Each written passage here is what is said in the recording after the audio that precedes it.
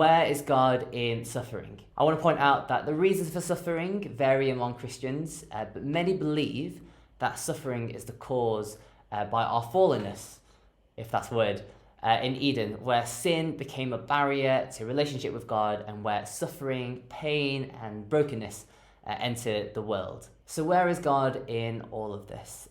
Where is God in our sufferings? I want to share with you 3 quick points in relation to this question in just 3 minutes. Let's go for it. So number 1, know that God is on your side.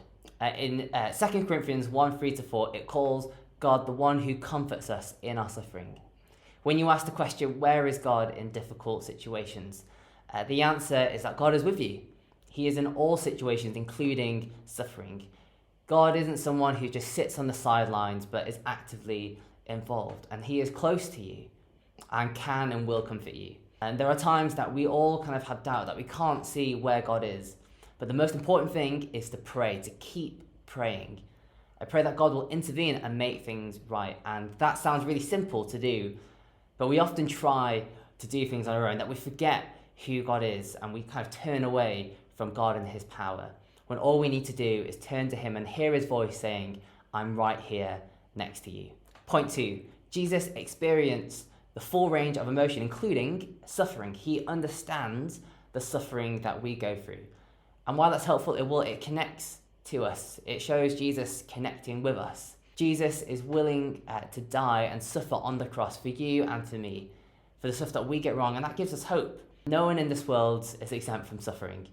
All of us, regardless how big or small we think things are in our life, the cross gives us hope.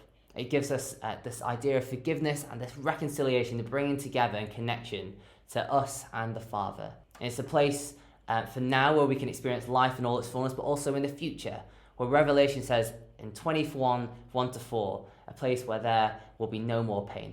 And finally, point 3, Hebrews 12:7 says, endure hardship as discipline.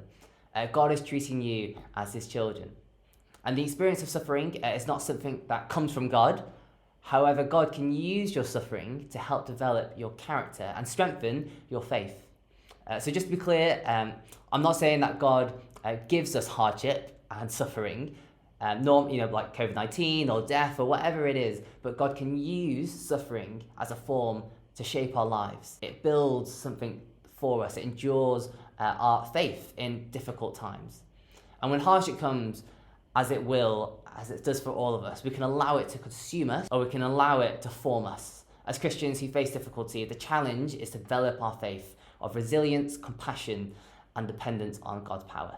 So that's it, just 3 tips or kind of just guidance on where God is in suffering that you can use today and throughout the rest of your life, hopefully, when you question where God is in suffering.